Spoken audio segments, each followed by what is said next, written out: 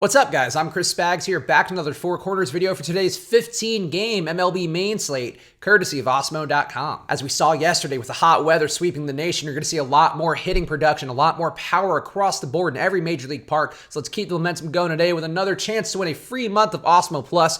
All you have to do right now is like this video and comment your double dong pick down below, the guy you think is going to hit 2 home runs today. We got a bunch of people who got it correct yesterday, who I'll announce later on in the video. But for now, if you want to win your free month, all you have to do is like this video and comment your double dong pick down below. Let's get on to the guys suffering the most from this heat wave across the nation as it affects their careers on a day-to-day basis. The top pitchers on today's slate, and Jack Flaherty going against Pittsburgh to be the #1 owned option industry-wide. Flaherty gets 3.8 implied runs against him, which are slate low, and he's expected to be a #1 owned pitcher on DraftKings with 38%, on FanDuel with 18%, and on Yahoo with 36%. Flaherty's been steady in 2019 with a 26.4% K rate and a .234 batting average allowed, but Pittsburgh's ability to avoid strikeouts is only a 20.5% K rate in their projected lineup, and only the pitcher above league average in strikeouts makes it less of a high upside spot for Flaherty. I don't mind Flaherty with what we've seen from him this year, but I think the spot here versus a Pittsburgh team who doesn't strike out very much, you're not getting as much upside as you want to get for a guy who is a very chalky pitcher on every site today. Brandon Woodruff versus Atlanta will also be popular today with 4 implied runs against him. Woodruff will be the #2 owned pitcher on DraftKings with 35%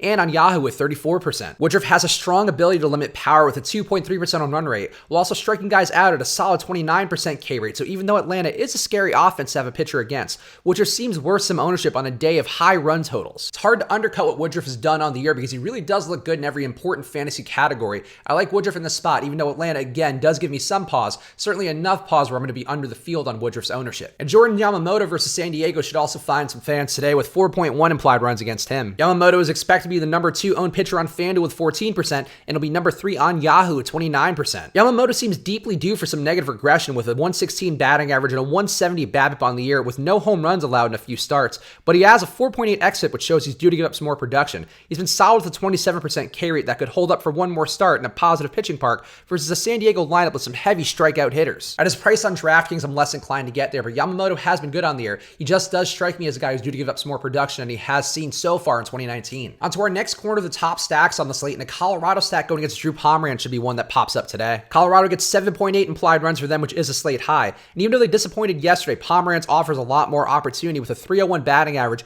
and 5.3% on run rate allowed in 2019. The spot versus left-hand pitching is much more appealing for Nolan Arenado and Trevor Story, with both guys over a 290 ISO and a 144 WRC+, and people may also be spooked off by Colorado given their iffy scoring in yesterday's doubleheader versus San Francisco. If Colorado's ownership is going to be down because of their iffy performances yesterday, I think it's a nice time to go back to them given how bad Pomeranz has been on the year, giving up a ton more power and a ton more fly balls than Derek Rodriguez did yesterday. And on the other side, a San Francisco stack versus Peter Lambert also looks pretty good with 6.7 implied runs for them. Lambert has been exceedingly bad with a 298 batting average and 15% K rate, so even an iffy San Francisco lineup at Coors has potential. The bottom of the order looks poor for San Francisco, and they only have a 230 batting average versus right-hand pitching on the year, but Brandon Belt, Buster Posey, Pablo Sandoval, and Alex Dickerson are all over a 99 WRC+, and they could be a top stack with the help that Coors provides. Again, even though yesterday was somewhat disappointing for some of the stacks that people had, I think it's the spot to go back to Coors, because Coors on a hot day is going to give you more benefits than not, even if it does falter sometimes because a pitcher's getting lucky. And a Washington stack versus Asher Wojciechowski looks pretty good with 6.6 implied runs for them. Wojciechowski gives up worrisome power with a 48% fly ball rate and a 45% hard contact rate, but his 30.4% K rate and 14.6% swing strike rate in a limited sample size does give you some pause for that Washington stack. Washington's projected lineup has a 186 ISO and just a 19.7% K rate versus right-hand pitching, so they do look solid,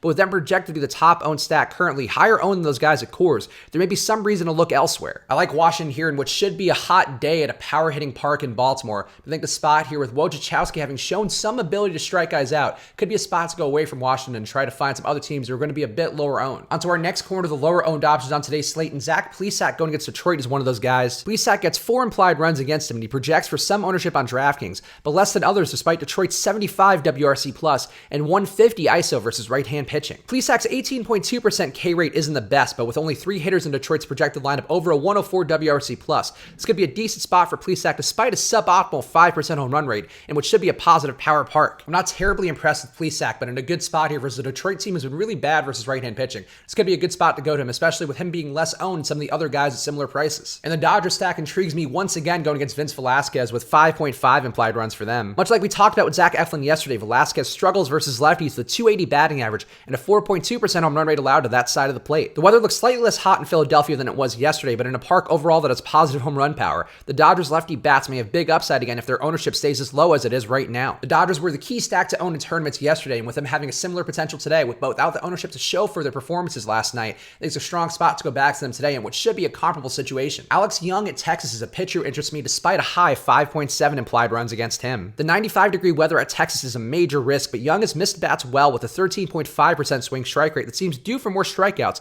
than the 19.6% K rate he's achieved thus far. Texas has been bad versus lefties on the year with a 28% K rate and a 233 batting average, so even if Young gives up power and runs, he could still find enough strikeouts to be useful at his price. Young is another pivot to the higher-owned guys like Jack Flaherty and Zach Plesac. It is a tough spot here with that weather in Texas, but I think Texas is bad enough versus lefties, and Young has shown some strikeout upside that could be worth going to him today. And a Milwaukee stack versus Bryce Wilson interests me with 5.5 implied runs for them. Wilson has struggled big time versus lefties in a limited sample size with a 7.02 xFIP and a 286 batting average allowed that could play into Milwaukee's strengths at home. Wilson also has allowed 50% hard contact and just 3% soft contact to righties, so he could get blown up by both sides of the plate in a lower owned spot. On a slate of this size, Milwaukee's going to be a little bit lower owned than they should be, in a really nice spot here versus a guy in Bryce Wilson who's shown very little, especially against lefties. Now on to our last corner, the one-offs, and Corey Seager going against Vince Velasquez is one that jumped out to me. Seager is relatively cheap and expected to be hitting in the number 2 hole with a 204 ISO and a 131 WRC+, with Velasquez allowing that 281 batting average and a 4.2% home run rate to lefties. Seager is well priced at a position that can be tough to find upside. I think it's a strong spot to go to him today, whether as a one-off or as part of that Dodgers stack. And I'm going back to Jordan Luplow today versus Ryan Carpenter. Luplow didn't get it done yesterday, but remains too cheap industry-wide in a better spot versus Carpenter, who allows a 338 batting average and a 6.3% home run rate to righties with just a 14% K rate, while Luplow has a 320 ISO and a 149 WRC+ versus left-hand pitching. Luplow has been good more often than not versus left-hand pitching, and Carpenter has been so bad versus both sides of the plate. I think this is a good time to go back to Luplow with his price still very low. And Nolan Arenado versus Drew Pomeranz is not a brave take, but is also a one-off I like quite a bit. Maybe Colorado fails again, but on paper, Arenado's 355 ISO, 352 batting average, and 182 WRC+ versus left-hand pitching is too much to ignore, given that Pomeranz also gives up a 307 batting average and a 6.3 xFIP to righties. Arenado versus a bad lefty at Coors is one of the best matchups you can find in baseball. I'm inclined to take it as both a one-off or as part of that Colorado stack. So there you have it. We talked about a lot of guys, and there's a lot more out there for you to still unearth. So right now, like this video and comment your double dong pick down below for your chance to win that free month of Osmo Plus. Yesterday, we had 6 guys who got the double dong correctly, and here they are right here. Eric Hale, Patrick Hoffman, Seraphin Cinematics, the Kawhi Lights, Brian, and Bama Metal Jesus. All you guys did a great job. You rose above the rest of everybody else out there, so great job picking your double dongs.